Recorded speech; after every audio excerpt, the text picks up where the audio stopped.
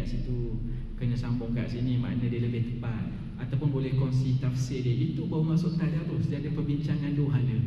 Kalau seorang baca ini bukan tadarus, dia panggil qiraah, pembacaan sahaja. Dan pembacaan pun kita kata Masya Allah dapat pahala. Cuma nak dapat fadilat tadarus yang Nabi sebut dalam Sahih Muslim ni, ada 4 fadilat dia Nabi sebut. Tapi kena pastikan kita tadarus lah. Dalam erti kata mudah, kita kaji Al-Quran, mempelajari Al-Quran, berbincang tentang Al-Quran. Itu maksud tadarus. Nabi kata illa nazalat alaihimus sakinah, dia dapat ketenangan, wa ghashiyatuhumur rahmah, dia dapat rahmat Allah, kasih sayang Allah, wa haffathumul malaikah, dinaungi oleh para malaikat, wa zakarahumullahu fi man indah, dan dia ni, nama dia ni Allah puji kepada makhluk yang berada di sisinya, malaikat. Besar fadilat tadarus ni, cuma kita kena betulkan tadarus tu. Okey.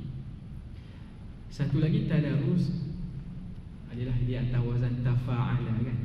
Tafa'ala yatafa'alu tafa'ulan. Tadarasa yatadarasu tadarusan. Makna kata tadarus ni dia mesti 2 ataupun lebih. Kalau seorang dia bukan tadarus. Ustaz, saya tanya, buat apa tu Tuan Haji? Saya tadarus Al-Quran ni seorang ni. Tak betul istilah tu. Yang betul dia kata qiraah, dia baca Al-Quran qiraah. Tapi kalau tadarus mesti 2 orang ke atas lah. Baina isnain fasa'idan. Okey. Sebab tu juga saya selalu sebut kan, dalam agama ni, dalam hadis Nabi Al-Quran ni banyak sebut silaturahim. Silaturahim. Kadang tu kita nak pergi ziarah rumah kawan kita, mungkin nak pergi rumah jemaah kan, Ustaz kita pergi rumah silaturahim rumah Ahmad je. Penggunaan istilah tu kurang tepat, kerana silaturahim ni, silah tu hubungan, rahim ni rahim ibu, maksudnya orang terdekat kita. Hadis yang Nabi maksudkan silaturahim ni adalah kaum kerabat kita yang ada pertalian darah dengan kita. Adapun Ahmad tadi, kawan kita tu, dia bukan silaturahim, tak ada. Dia panggil ukhuwah. Kalau nak pergi jalan rumah dia, jom kita pergi ukhuwah, atas dasar ukhuwah Islamiah tu lah. Innamal mu'minuna ikhwah. InsyaAllah kita beri laluan azan, kita sambung sedikit selepas ini insyaAllah.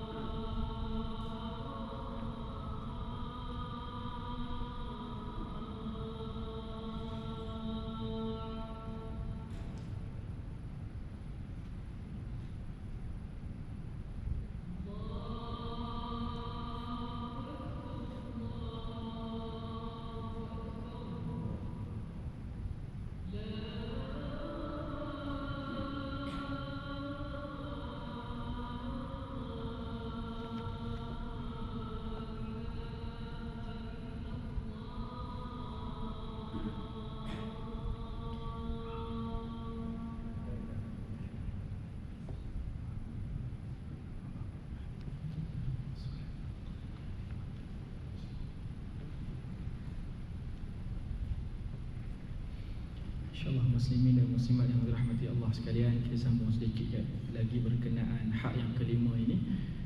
Sedikit saya sambunglah kerana yang keenam, yang ketujuh dia mudah. Yang kelima ni berkenaan tadarus ni tuan-tuan. Dia penting, dia mesti ada dua hala dan pembelajaran lah kita kata.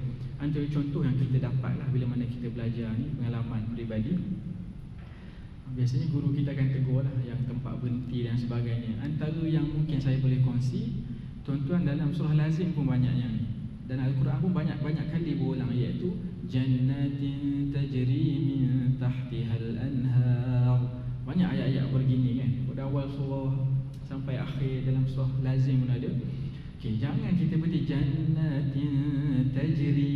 Jangan berhenti begitu, kata guru kami. Kerana kalau tak cukup nafas, berhenti jannah sebelum dia, ataupun jannat. Tengok ayat lah, tak tu macam mana kan. Jangan berhenti jannatin tajri. Kalau kita kata boleh sambung sampai habis, cantik lagi lah, nafas panjang. Cuma kalau tak cukup, kalau kita berhenti jannatin tajri ni, dia panggil syurga. Makna dia syurga yang mengalir kan. Jadi pelik lah, adakah sifat syurga ni mengalir? Tak kan. Tapi kalau kita berhenti jannat tajri min, yang mengalir tu apa?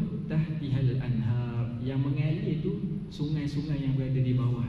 Yang mengalir tu sungai, bukan syurga tu. Yang ni biasanya kita dapat dengan guru-guru yang mutqin lah. Sebab kalau kita punya jannatin tajri, syurga yang mengalir, pelik. Syurga tak mengalir. Tapi kalau kita habiskan ayat tu, dia cantik lah, syurga yang mengalir di bawahnya sungai-sungai. Ini banyak dalam Al-Quran kita akan dapat dengan cara kita tadarus, insya-Allah. Okey. Ini hak yang kelima. Hak yang keenam, an na'mala bihi, dan yang ketujuh an nu'allimahu. Yang keenam ni kita kena beramal lah apa yang kita belajar. Terutamanya saya lah duk kongsi ni, saya lebih utama lah kena amal. Dan yang ketujuh, kita sebarkan tuan-tuan. Kita dah ada ilmu, kita sebarkan.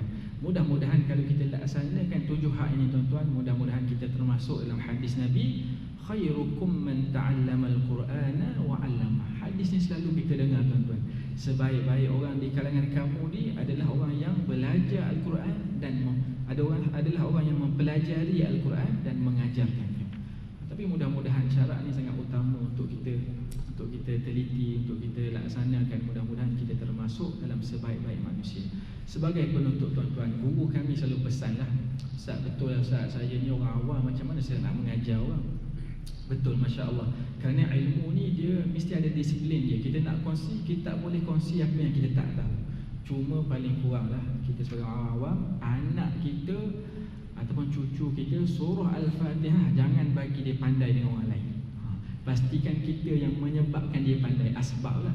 Kita duk mengajar dia kenal alif bata, surah Al-Fatihah tu dia ingat sebab kita, bukan dengan sebab guru.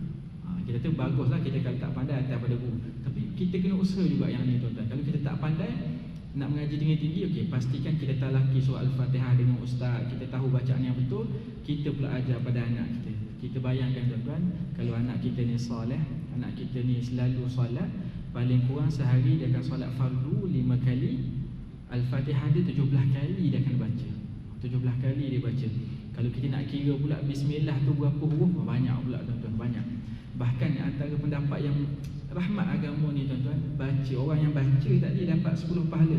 Para ahli ilmu dia bincang, kalau orang dengar macam mana? Orang yang dengar baca Al-Quran, dia dengar, dia kata ada pendapat yang sebut sama juga, dia akan dapat, dia dengar satu huruf 10 pahala juga.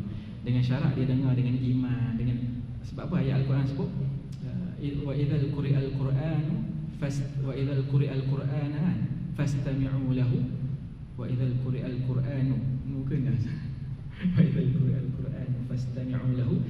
Kamu dengar dia, wa ansitu, kamu diam, la'allakum turhamun, bagi perhatian, insya-Allah dapat 10 juga. Bayangkan kalau kita yang menyebabkan dia pandai. Banyak hadis-hadis Nabi sebut kita akan dapat pahala sebagaimana dia buat tu kan. Man dalla ala khairin kafa'ilihi kan. Bahkan dalam riwayat lain, pahala dia pun kita akan dapat samalah dengan apa yang dia buat. Mudah-mudahan untuk diri saya terutamanya tuan-tuan, kita pastikan anak kita, kalau kita boleh